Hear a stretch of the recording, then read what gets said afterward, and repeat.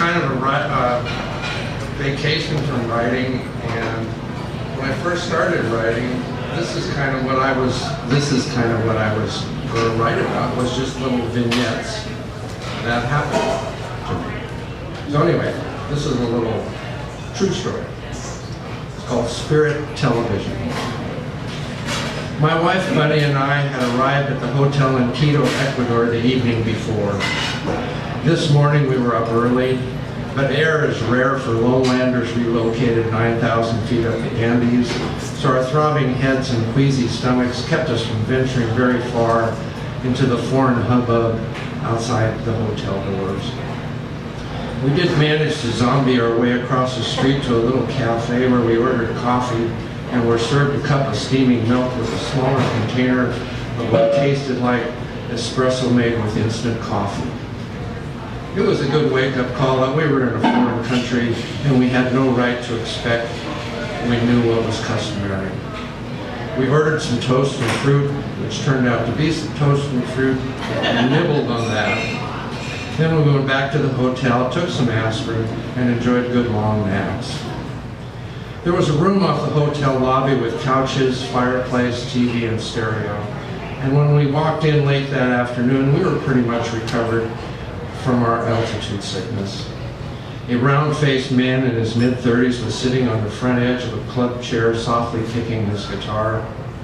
He was a smaller man than the chair was made for, and he reminded me of the guys in our high school wrestling team, short but solid build. As he strummed the guitar, his thick biceps stretched his t-shirt sleeve, and the guitar rested on a thigh that stretched his dusty blue chinos tight. His almost belt-length black mane of hair was kept back by a wide blue and white headband. Bunny and I were expecting to meet a guide who would lead us from Quito down to his village, Amazonga, in the eastern foothills of the Andes. No one else was in the lobby, so it was a no-brainer that this guy was probably our guide. Bunny and he both spoke Spanish, so she made the introductions.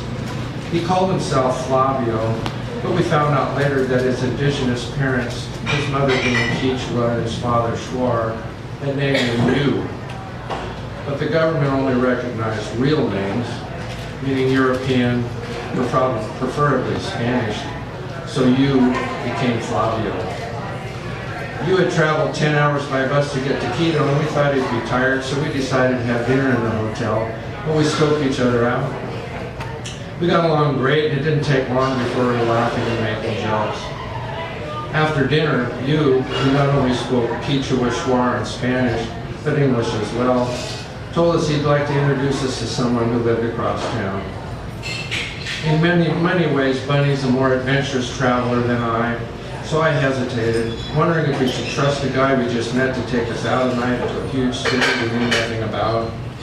But a quick eye contact with Bunny, hers were wide open and sparkling, and I knew we were going to be brave.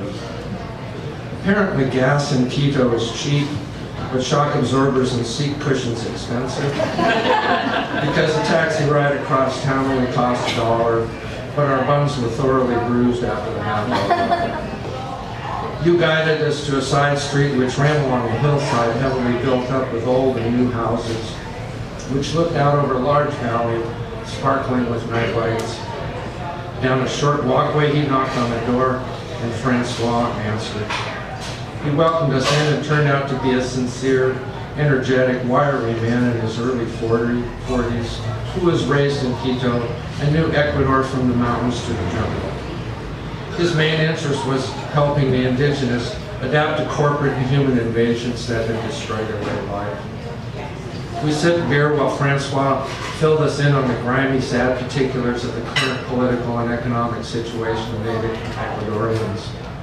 I hadn't noticed when you left the table, but when Francois had finished briefing us, you was sitting on the arm of the couch, picking his guitar gently and humming. I was wearing an opal necklace I had carved. Francois asked about it, and that led the conversation down a different path. I've got something you might be interested in, he said. I'll be right back. A few minutes later, he came out the back room with something in his hand. Flavio leaned his guitar against the wall and joined us. You have to promise, Francois said, not to tell anybody I have this here. I'll be discreet, I said, and besides, I don't even know where here is. He brought his hand up slowly. From the whitish rock he held in his palms, 3 multi-sided deep green crystals stuck up at different angles, like pointy thumbs hitching rides in different directions. The green of the crystals was deeper in some areas, lighter in others, and small cloudy vapors and black specks seemed to be floating inside. I turned my amazed face to Francois and said, "Emeralds, right?" "Correct," he said. "That must be a fortune's worth," I said. 30 grand, perhaps. I said, "Wow," several times, and kept studying them. I turned my amazed face to you, but he looked bored, which seemed a bit rude seeing how Francois was so proud of his treasure. I studied the emeralds until there was nothing left to learn, then Francois left to put them back in their hiding place. As Francois walked away, you reached into his pants pocket and brought out a gray-black rock about the size of a jumbo chicken egg. Holding it between his index finger and thumb, he raised it toward the ceiling. As far as I could tell, it was a piece of common basalt, which had been tumbled down a river until all the edges had been removed.